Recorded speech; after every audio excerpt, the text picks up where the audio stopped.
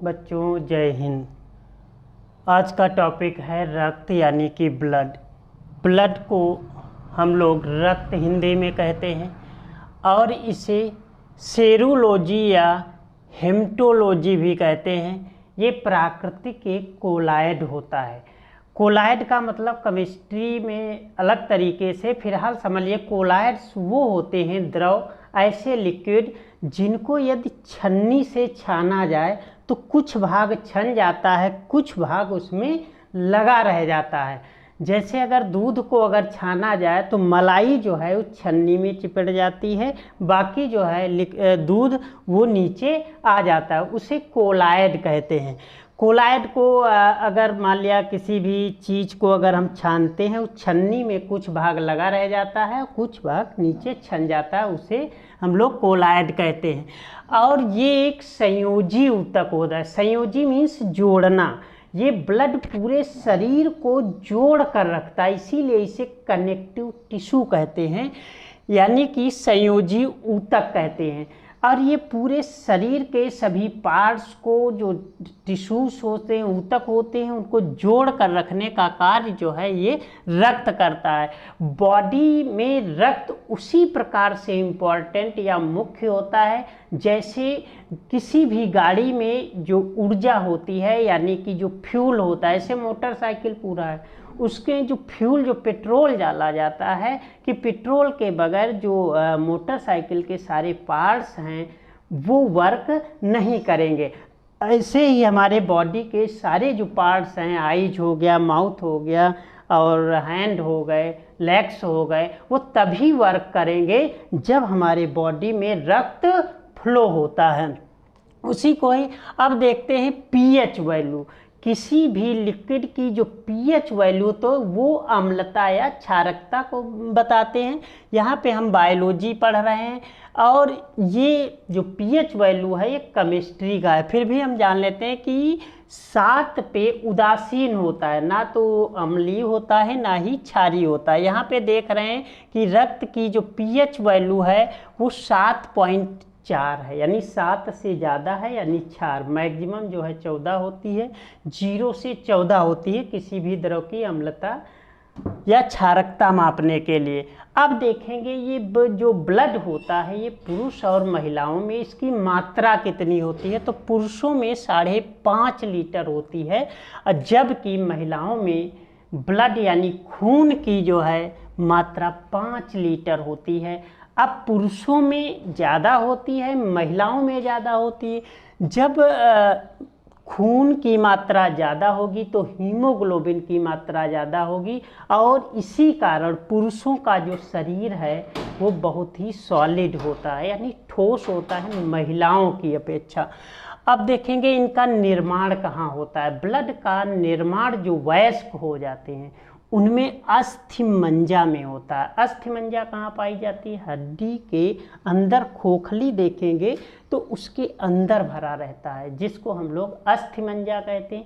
अस्थिमज्जा में बूंद बूंद से ब्लड बनता रहता है। अब दिमाग में ये आता है, ऐसे बच्चे जिनका अभी ऐसे बच्चे जो अभी पैदा नहीं हुए हैं या माता के गर्भ में हैं, तो उनमें तो हड्डी होती नहीं है, तो उनमें फिर कैसे जो है ब्लड बनता है? तो बच्चों में जो है ब्लड हमारा एम्ब्रियो, यानी एम्ब्रियो भ्रूण को कहते हैं, उसमें लीवर में बनता है। जो वयस्क आ जाते हैं उनमें जो है अस्थिमज्जा में, बोन मैरो में बनता है। अब इसीलिए जो प्लीहा होता है वो लेफ्ट की तरफ, यहाँ पर भाग प्लीहा होता है, प्लीहा में जो है इसे ब्लड बैंक कहते हैं। और ये जो स्प्लीन होता है वहाँ पे इसको कब्र कहते हैं, यानी कि वहाँ पे ब्लड जब मर जाता है तो वहाँ पे वो इकट्ठा होता है। फिर आ जाता है कोलेस्ट्रॉल क्या होता है। अक्सर देखा होगा जब व्यक्ति की एज ज़्यादा हो जाती है, जो बूढ़े हो जाते हैं, तो उनमें हड्डियों में दर्द, जोड़ों में दर्द, उठने बैठने में दर्द, वो जो है कोलेस्ट्रॉल के कारण होता है। इन हड्डियों के बीच जो है कोलेस्ट्रॉल जमने लगता है, और जमने के बाद उनमें जो चिकनापन होता है, ये देखा होगा ये जोड़ होते हैं, इन जोड़ों में जैसे साइकिल, मोटरसाइकिल, इनमें पार्ट्स में ग्रीस लगा देते, चिकने हो जाते हैं, आसानी से चलने लगते हैं। लेकिन ऐसे ही हमारे हड्डियों में जो चिकनापन होता है उसी कारण ये हड्डियाँ आवाज़ नहीं करती हैं, आसानी रहती है। जब इनमें कोलेस्ट्रॉल जमने लगता है तब उनमें कोलेस्ट्रॉल ऐसे समझ लीजिए जैसे लोहे में जब मूर्छा लगने लगता है, मूर्छा जानते हो, उसमें जो है जब लोहा खराब होने लगता है, संक्षारण होने लगता है, तब उनमें देखा होगा कोई चीज़ बहुत ज़्यादा किर किर की आवाज़ आती है। जब उसमें साइकिल में हम तेल डाल देते हैं तो वो चीज़ आसानी से होने लगता है। ऐसे हड्डियों के बीच जब कोलेस्ट्रॉल जमने लगता है तो इनमें आवाज़ आने लगे, उठने बैठने में बड़ी मुश्किल से बैठ पाते, बड़ी मुश्किल से उठ पाते हैं। वो कोलेस्ट्रॉल, अब ये होता किससे, तरल, ये फैट होता है। फैट मतलब चर्बी जमने लगती। जैसे देखा होगा पाइप आसानी से नई जब पाइप लाते हैं होल होता है, फिर उसके अंदर मूर्छा जमने लगता है। जब मूर्छा तो होल्स वो कम हो जाते हैं, जब उनमें कोई चीज़ डालते हैं तो फंसने लगती है। बस यही जो है कोलेस्ट्रॉल होता है। ये जब हड्डियों के बीच जब जमने लगता है कोलेस्ट्रॉल तब जो है ये दिक्कत आ जाती है। अच्छा, ये नापते ये होता क्या, 200 ग्राम प्रति लीटर होता है इसका। जो अगर कंट्रोल सामान्य देखा जाए तो 200 ग्राम प्रति लीटर। अगर 1 लीटर हम अगर तरल वसा ले तो उसमें कितने 200 ग्राम जो है वसा होती है। अब हीमोग्लोबिन क्या होता है, हीमोग्लोबिन तुमने देखा होगा ब्लड को कहते हैं। जैसे अभी हम डॉक्टर के पास जाते हैं तो डॉक्टर क्या देखता है, हीमोग्लोबिन की मात्रा देखता है, कितना हीमोग्लोबिन। हीमोग्लोबिन क्या करता है, ऑक्सीजन को ले जाने का कार्य और पूरे शरीर से CO2 बाहर लाने का कार्य करता है, उसे हम लोग हीमोग्लोबिन जो है, हीमोग्लोबिन को लोहा, इसमें लोहे की मात्रा होती और इसी कारण जो ब्लड होता है वो लाल होता है। हीमोग्लोबिन के कारण ब्लड लाल होता है। हीमोग्लोबिन में क्या रहता है, RBC, रेड ब्लड सेल्स। ये अभी आगे पढ़ेंगे टॉपिक में, अभी यहीं पर समझिए। हीमोग्लोबिन आयरन होता है। अब ये पुरुषों में हमने देखा है हीमोग्लोबिन जो है 14 ग्राम प्रति डेसीलीटर होता है। कैसे नापते हैं, 14 ग्राम प्रति डेसीलीटर। अगर 1 डेसीलीटर में लेंगे तो 14 ग्राम होता है। ऐसे महिलाओं में 13 ग्राम प्रति डेसीलीटर।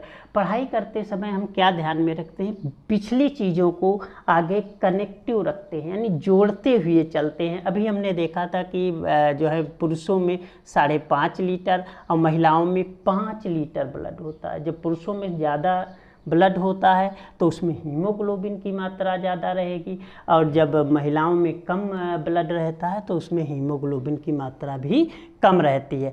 अब ये देखेंगे रक्त परिसंचरण, ब्लड सर्कुलेटरी। ब्रह्मांड में जो चीज़ें चलती हैं उनमें ऊर्जा है, जिनमें ऊर्जा है उसमें टेम्परेचर रहता है, ऊष्मा रहती है। बिना जो है चले हुए या फ्लो हुए उसमें ऊष्मा नहीं रहती है। अब क्या है, रक्त परिसंचरण, ब्लड सर्कुलेटरी। हमारे बॉडी में ये ब्लड चलता कैसे है, जैसे देखा होगा कि चलने के लिए, फ्लो होने के लिए 2 चीज़ें होनी चाहिए। ऊर्जा कैसे चलती है, हमेशा अपर से लोअर, जैसे एक दिन होता है, रात होता है, ऊंचे से नीचे। जैसे हवा क्यों फ्लो करती, दाबांतर के कारण, दाब में अंतर है। यहाँ का दाब ज़्यादा है, यहाँ का कम है तो हवा इधर की ओर, यानी ज़्यादा से कम की ओर चलता है। ऐसे ही हमारे बॉडी में जो होता है, ये ब्लड कैसे सर्कुलेट होता है, कैसे फ्लो करता है, कैसे पूरे बॉडी में जाता है, कैसे पूरे बॉडी से एक जगह आता है फिर पूरे बॉडी में आता है, या पूरे बॉडी में कैसे वो जो है। तो देखा होगा जैसे कहीं पे दबाव ज़्यादा है तो कहीं पे लो है, तो हमेशा लो, जब इधर आ जाए, इधर दबाव ज़्यादा तो इधर को जाए। तो ऐसे ही इस ब्लड को सर्कुलेट, इस जो दाबांतर है, जो दाब का अंतर है, ये बॉडी में ऐसा कोई एक पार्ट है जो ये क्रिया करता है, जिसे हम लोग हार्ट या हृदय कहते हैं। हृदय क्या करता है, पूरे बॉडी में दाबांतर, जिसको हम लोग BP कहते हैं, ब्लड प्रेशर।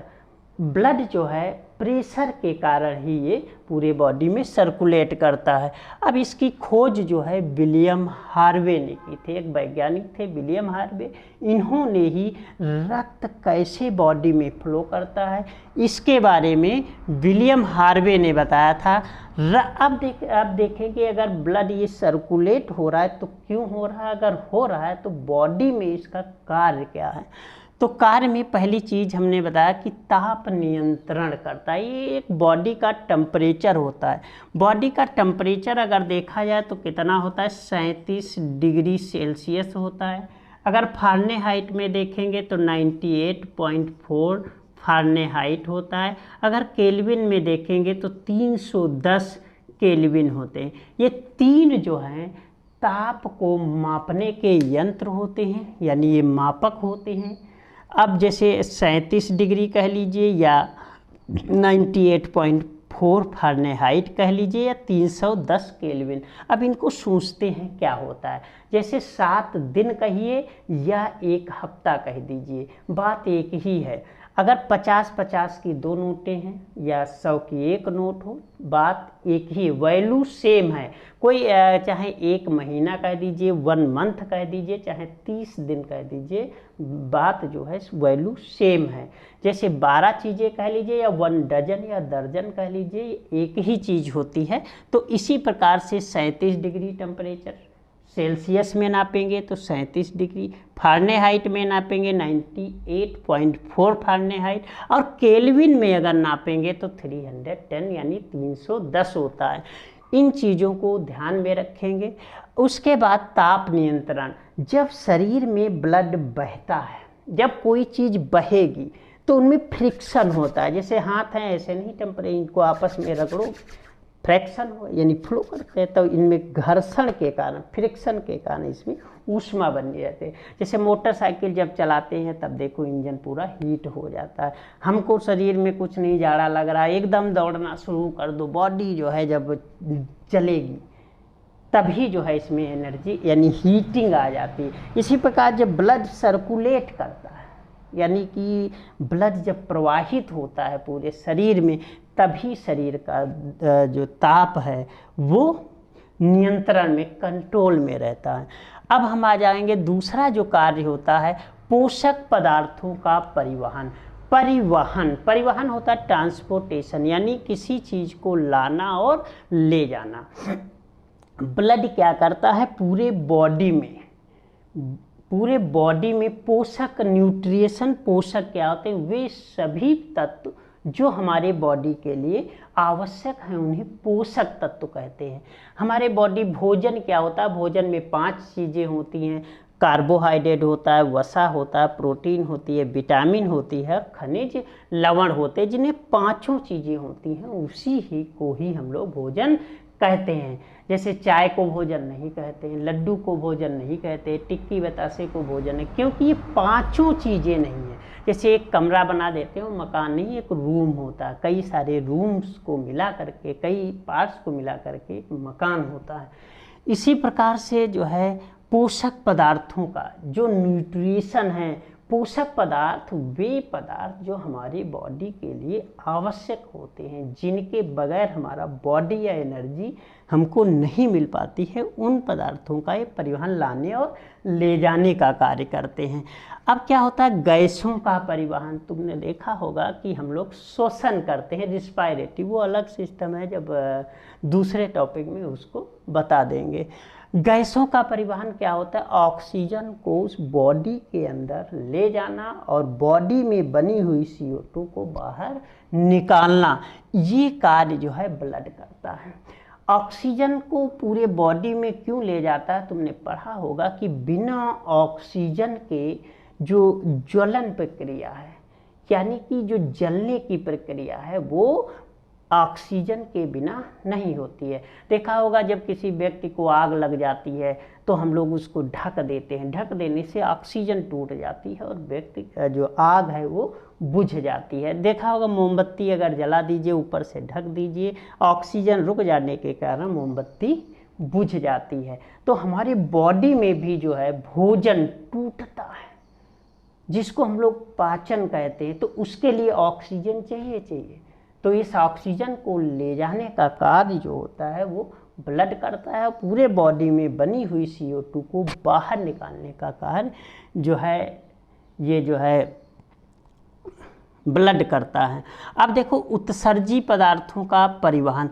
उत्सर्जी पदार्थ वे पदार्थ होते हैं जो हमारे बॉडी के अंदर अनावश्यक जो है, जिनकी आवश्यकता नहीं बट वो बनते रहते हैं। जैसे हम किसी मार्केट में लेने जाते हैं तो कुछ चीज़ें जब हम लाते हैं तो आवश्यक नहीं है वो चीज़ें, फिर भी हम उनको लेकर आते हैं, फिर उनको हम कूड़े के रूप में बाहर निकाल देते हैं। इसी प्रकार से हमारे शरीर में कुछ उत्सर्जी पदार्थ होते हैं, जैसे पसीना हो गया, नाक हो गया, खखार हो गया, है नहीं, ये और जो अंदर जो सेल्स वगैरह जो डैमेज हो जाती हैं उनको यूरिया, अमोनिया, ये सब उत्सर्जी पदार्थ जो होते हैं इनका भी जो है रक्त ही करता है। अब रक्त देखा इतना इम्पॉर्टेंट है, तो रक्त का कंपोजिशन, रक्त ये बना किससे होता है, तो रक्त में कुछ नहीं, बेसिकली दो चीज़ें होती हैं, प्लाज्मा होता है, रुधिराण होता है। प्लाज्मा जो है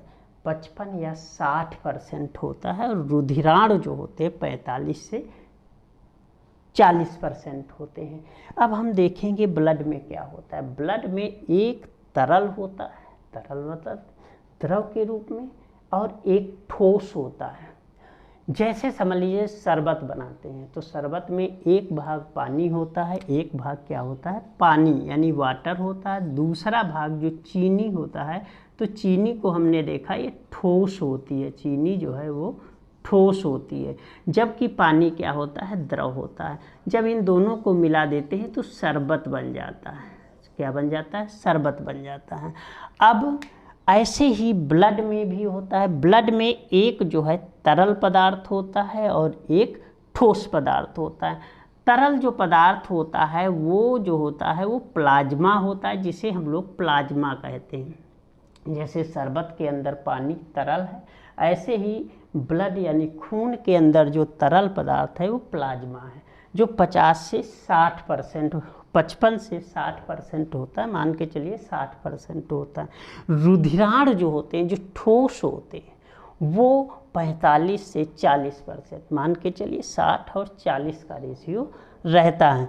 अब हम देखेंगे कि प्लाज्मा में क्या होता है, रुधिराण में। ये पता चल गया कि ब्लड का जो रक्त का है दो भाग होते हैं, प्लाज्मा और रुधिराण। अच्छा, प्लाज्मा में जो है दो प्रकार के दो प्रोटीन होते हैं, जिसे फाइब्रोजेन कहते हैं प्रोटीन, फाइब्रोजेन प्रोटीन कहते हैं। दूसरा जो है प्रोथ्रोम्बिन होता है, यानी कि फाइब्रोजेन जो प्रोटीन और प्रोथ्रोम्बिक जो प्रोटीन, ये दो प्रोटीन होते हैं। अब एक चीज़ दिमाग में आती है कि जब हम लोग डॉक्टर के पास जाते हैं तो डॉक्टर जो है हमारे ब्लड में क्या चेक करता है, वो डॉक्टर क्या करता है कि जो हमारे ये जो प्लाज्मा है 60%, इसमें दोनों अगर प्रोटीन ये निकाल दिए जाएं, फाइब्रोजेन और जो है प्रोथ्रोम्बिन, अगर ये दोनों प्रोटीन निकाल दिए जाएं तो जो है सीरम बच जाता है। सीरम जो होता है, ये दोनों प्रोटीन को हम लोग सीरम कहते हैं, ये सीरम को निकाल देते हैं, सीरम को निकाल देते हैं। और जब सीरम को निकाल देते हैं तो जो है बच गया, उसको टेस्ट कर लेते हैं और ये खराब नहीं होता। रुधिराण में क्या होता है, रुधिराण में तुमने पढ़ा होगा 3 चीज़ें होती हैं, WBC, RBC और प्लेटलेट्स। बस इन्हीं 3 चीज़ों का वर्क रहता है। ऐसे समझ लीजिए जैसे मोबिल वगैरह गाड़ी में डलाते हैं तो देखा मोबिल कम नहीं पड़ता है, उसकी जो लिक्विडिटी है यानी कि जो चिकनाहट है वो कम हो जाती है। जैसे कहीं तुम्हारे खून की कमी हो गई तो ब्लड नहीं कम है, जो चीज़ ब्लड के अंदर कमी है वो ये 3 चीज़ें हो जाती हैं, RBC, WBC, प्लेटलेट्स, जिसको हम लोग ऐसे समझ लीजिए कि जैसे जो है मोबिल में क्या खराब होता है, जो चिकनाहट उसी का वर्क रहता है, वही फ्लो करता है। तो वही चीज़ें ब्लड में भी है। ये 3 चीज़ें जो रुधिराण होते हैं, ब्लड के अंदर जो रुधिराण होते हैं वो इम्पॉर्टेंट होते हैं, उन्हीं का वर्क रहता है, वही डैमेज होते हैं, वही बनते हैं, वही खराब होते हैं, उन्हीं के कारण बीमारियां आती हैं। देखते हैं इनमें होता क्या है। तो रुधिराण में RBC, WBC, platelets, RBC, WBC, platelet. RBC को कहते हैं रेड ब्लड सेल्स, लाल रक्त कणिकाएं कहते हैं।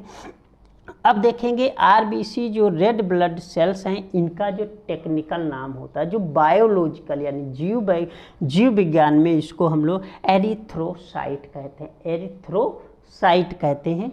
और इनका जीवन काल 120 दिन होता है, जिसे टेस्प्लीन यानी कि एरिथ्रोसाइट जो आरबीसी है, रेड ब्लड सेल्स होते हैं, ये 95% जो हमारा रुधिराण है, यानी रुधिराण में 40% है, 40% रुधिराण यानी कि टोटल ब्लड में देखा जाए तो प्लाज्मा 60% और रुधिराण 40% है।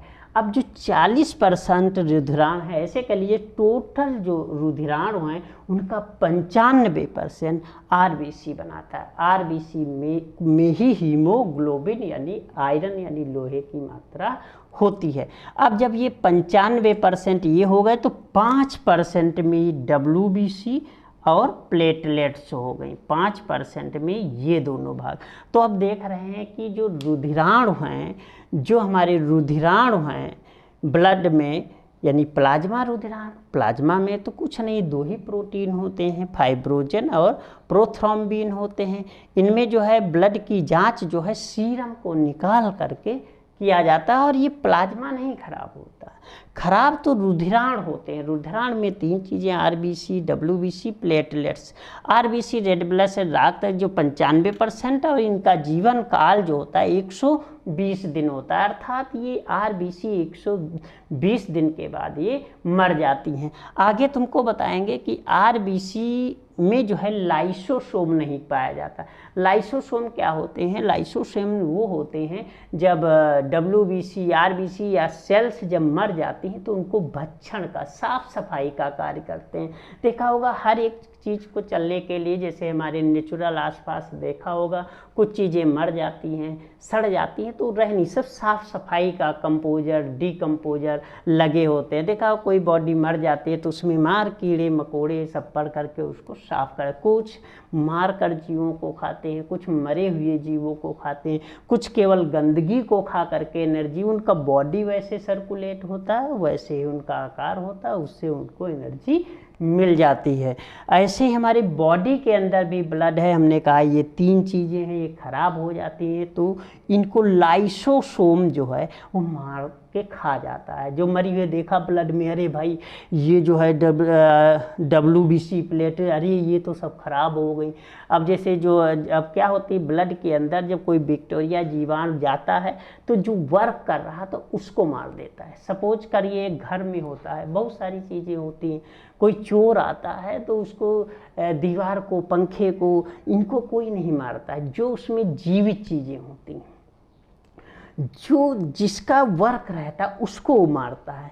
यही रीजन है, जब बीमारी जाती है तो उसमें देखा भाई कौन है तो पता चला डब्ल्यूबीसी है, आरबीसी है, प्लेटलेट्स हैं, तो ये क्या करता है कि इनको मार देता है।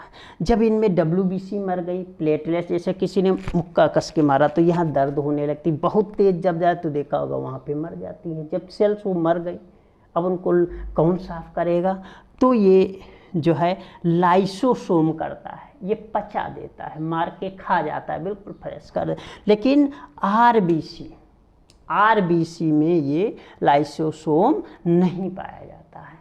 अब ये क्या करता है तो ये प्लीहा में जा करके, स्प्लीन में जा करके ये मर जाता है। सपोज करिए जैसे गांव में देखा होगा कि जैसे जो है जब कोई व्यक्ति मर जाता है तो उसके लिए एक जो है वो कब्र जो होती हैं, जिसे हम लोग बोलते हैं कि वहाँ जा कर के गाड़, एक सार्वजनिक बनाया जाता है। वहाँ पे व्यक्ति मर गया, वहाँ पे जिनकी कब्रिस्तान अगर वगैरह नहीं है तो उनको कुछ दूसरी व्यवस्था की जाती है, कुछ लोग अपनी जगहों में या कहीं भी चुन लें। ऐसे ही सेम होता है, आरबीसी में लाइसोसोम नहीं पाया जाता है। अगर आरबीसी खराब हुआ 120 दिन के बाद ये मर जाते हैं। तो फिर ये कहाँ जाके मरते हैं? ये स्प्लीन में जा कर के मर जाते हैं। जब ये मर जाते तो उसको स्प्लीन में जाते हैं, वहाँ पे वो बच जाते हैं। लेकिन जो WBC है और प्लेटलेट्स हैं, अब ये लाइसोसोम, ये जब मर जाए तो लाइसोसोम उसको पचा देता है मार का और ब्लड को साफ कर देता है। अब देखेंगे आरबीसी की जो है मात्रा कितनी होती है। अब ये कितने 50 लाख यानी 5 मिलियन। 1 मिलियन में 10 लाख होते हैं, तो यानी 50 लाख। अगर ये आरबीसी की अगर जो संख्या है वो 50 लाख है तो परफेक्ट है। इसी प्रकार से वाइट ब्लड सेल, श्वेत रक्त कणिकाएं, जिनको हम लोग टेक्निकल नेम यानी बायोलॉजिकल जो नेम होता है वो ल्यूकोसाइट कहते हैं। अभी आरबीसी को हमने देखा एरिथ्रोसाइट और WBC को ल्यूकोसाइट, प्लेटलेट्स को हम थ्रम्बोसाइट कहते हैं। ये 2 लाख होती, इनका जीवन काल 7 दिन होता है। अब देखेंगे अब थोड़ा जो ये 3 चीज़ें हैं, आरबीसी, WBC, प्लेटलेट्स, इनका बॉडी में ब्लड में वर्क क्या है पूरे बॉडी में। ये क्या होती है? लाल एंथ्रोसाइट स्प्लीन में प्लीहा या तिल्ली बाईं तरफ यहाँ पर होता है, ये बाईं। ये पूरा जो ऊपर का जो होता है ये उदर होता है, जैसे लंबोदर, गणेश का उदर, बाहरी ये भाग जो होता है ये उदर होता है। अंदर के जो पेट को हम लोग आमाशय कहते हैं। क्या कहते हैं? आमाशय कहते हैं। स्प्लीन में होता है, आकार इसका गोल होता है। लाइसोसोम आरबीसी में नहीं होता है, क्रॉस मतलब नहीं होता है। मरी हुई कोशिकाओं को पचा देता है, ये लाइसोसोम लिख दिया, मरी हुई चीज़ों को पचा, बट इसमें आरबीसी में लाइसोसोम नहीं होता है। फिर हमने देखा इसमें केंद्रक नहीं होता है। केंद्रक में ही जिसको हम लोग न्यूक्लियस कहते हैं, इसमें डीएनए और आरएनए हो, डीऑक्सीराइबोन्यूक्लिक अम्ल और आरएनए राइबोन्यूक्लिक अम्ल हैं। इसके बारे में पूरी संरचना दिखाएंगे। हाइड्रोक्सिल जो संरचना है पूरी, इसमें जीन होते हैं, क्या होते हैं बात को बताएं। रुधिराणु का ये 95%, ब्लड में हीमोग्लोबिन, इसमें आयरन रो है, Fe होता है। इनीमिया, अब अगर खून की कमी है, अगर आरबीसी कम है, खून की कमी, आरबीसी रेड ब्लड सेल्स अगर कम है तो इनीमिया हो जाती है। इनीमिया को गांव की भाषा में कहते हैं खून की कमी। अगर बायोलॉजिकल नाम देखेंगे तो रक्त अल्पता नामक बीमारी हो जाती है। बीमारी क्या, अभी हमने कहा आरबीसी हमारे बॉडी में 50 लाख यानी 5 मिलियन होना चाहिए। जब इनकी संख्या घटने लगती है, कम होने लगती है, तो शरीर में बेचैनी आने लगती है, मूर्छा होने लगती है, अधिक नींद आती है, उदास हो जाते हैं, भ्रम से गिर जाते हैं। ये कई सारी कमियां जो है खून की कमी से होते हैं। चलते चलते उनको कार्य करने में मन नहीं लगता है। अच्छा, आरबीसी बच्चों में परफेक्ट होता है। बच्चों में परफेक्ट होने की वजह से देखा उछलते कूदते हैं, उनको सुला दो, नहीं सुल कर जग जाते, वो दौड़े उनमें जो है परफेक्ट होता है 50 लाख। जब हम लोग एजेड हो जाते हैं कुछ समय, जब या कोई खून की कमी हो जाए तो दादी कार्य करने का मन नहीं करेगा, बेचैनियाँ आएगी, घबराहट आएगी, ये इनीमिया खून की कमी के कारण आ जाती हैं। अब देखेंगे WB श्वेत रक्त, इसको ल्यूकोसाइट कहते हैं। इनका आकार जो है, इसका आकार गोल होता है आरबीसी का। WBC का आकार अनिश्चित होता है, इनका कोई आकार नहीं होता है। कोई भी आकार की हो सकती हैं, चौकोर हो सकती हैं, गोल हो सकती हैं, त्रिकोण हो सकती हैं। अब ये देखेंगे अब देखा आरबीसी जो होता है, आरबीसी की संख्या 50 लाख होती है। यह ऑक्सीजन को ये शक्ति प्रदान करता है। क्या करता है? अगर देखेंगे आरबीसी ये जो होता है, आरबीसी जो है ये शक्ति शरीर को देता है। क्या देता है? शक्ति देता है। अब हम यहाँ पर देखेंगे कि जो WBC का कार्य क्या होता है, रोगों से लड़ना। वाइट ब्लड सेल्स, श्वेत रक्त कणिकाएं, ल्यूकोसाइट, ये क्या करती हैं? रोगों से लड़ती हैं। रोग क्या होते हैं? जब हमारे बॉडी में जीवाणु, वायरस 5 प्रकार के जो होती हैं, 5 प्रकार के हो जाते हैं। कौन कौन होते हैं? पहली चीज़ जो होती है प्रोटोजोआ, प्रोटोजोआ, फंगी होता है, अलगी होता है, और जो है वायरस होता है, जीवाणु। ये 5 प्रकार के जीवाणु जब हमारे बॉडी के अंदर प्रवेश कर जाते हैं तो हमारे अंदर के जो WBC हैं इनको मार देते हैं। इनको जब मार देंगे तो हमारी पूरे शरीर का कंट्रोल बिगड़ जाता है, जिसके कारण हम लोग बीमार हो जाते हैं। तो रोगों से वाइट ब्लड सेल, श्वेत रक्त, ल्यूकोसाइट ये करती हैं। इनका आकार अनिश केंद्रक इनमें पाया जाता है। और ये जो WBC हैं ये 6 प्रकार की होती हैं। इनमें से जो है एंटीबॉडी, लिम्फोसाइट, मोनोसाइट, न्यूट्रोफिल, यूसेनोफिल और बेसोफिल, इनका कोई विशेष 3 का काम नहीं होता है। इन 3 का काम होता है, इसी को पढ़ेंगे। यानी कि जो WBC में कौन प्रतिरक्षा करता है, कौन जो है उसको जो है रक्षा करता, तो ये 3 हैं, एंटीबॉडी, लिम्फोसाइट, मोनोसाइट, ये 3 हैं। ये जो है उनमें से मोनोसाइट ये बड़ा होता है। अब देखेंगे रोगों से रक्षा ये कैसे करता है। जब कभी मच्छर या कभी चींटी काट खाती है, या बारी सांप काट लेता है, या कोई जीव काट लेता है, तो काटने से सबसे जो है ये लड़ते हैं। क्या है? लड़ते हैं। जैसे किसी मच्छर ने काटा हमारे बॉडी में, अब इसको एंटीबॉडी ने देखा, अरे भाई ये कौन आ रहा है, तो लिम्फोसाइट को जगाया, भाई चलो चलो देखो भाई चलो जो है क्या हो गया। अब वो जाता है उसको मार देता है।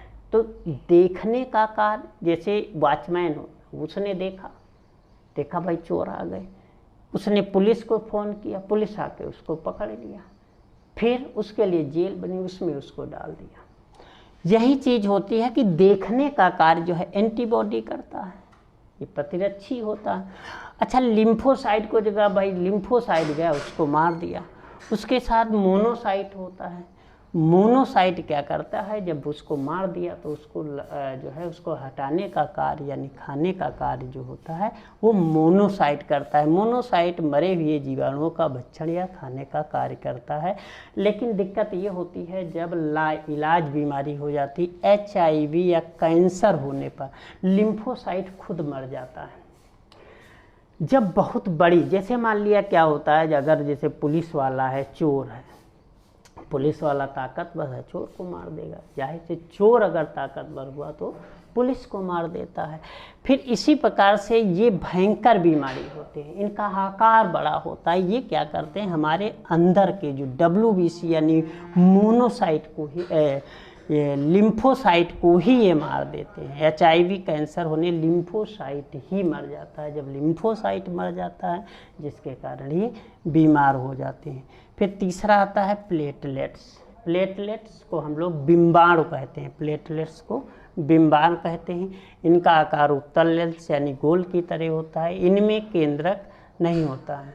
और ये प्लेटलेट्स क्या करते हैं, शरीर को शक्ति प्रदान करते हैं, शरीर को शक्ति प्रदान करते हैं। डेंगू होने पर इनकी संख्या बहुत घट जाती है। डेंगू एक प्रकार की बीमारी होती है। अभी हमने बताया प्लेटलेट्स की जो होती हैं इनका जीवन काल 7 दिन होता है। इनकी संख्या 2 लाख होनी चाहिए।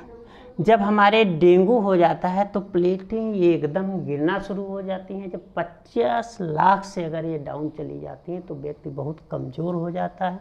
अब इसका इलाज ये होता है कि कुछ देसी, कुछ गांव के घरेलू उपाय होते हैं। बकरी का दूध, एलोवेरा, फल, गिलोई, कीवी खाने से इनकी संख्या तेज़ी से बढ़ने लगती है।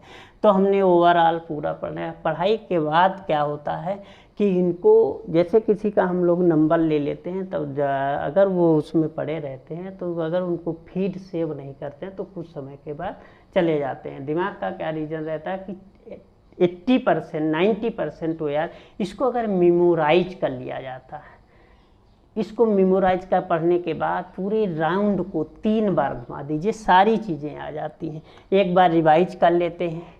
प्राकृतिक कोलाइड होते हैं। कोलाइड वो द्रव होते हैं जो पूर्ण रूप से छनते नहीं, पूरे के पूरे नहीं छनते हैं, कुछ भाग उसमें छन्नी में लगा रह जाता है, कोलाइड्स कहते हैं। संयोजी ऊतक होता है, इसका pH वैल्यू 7.4 होता है और ये पुरुषों में 5.5 लीटर, महिलाओं में 5 लीटर होता है।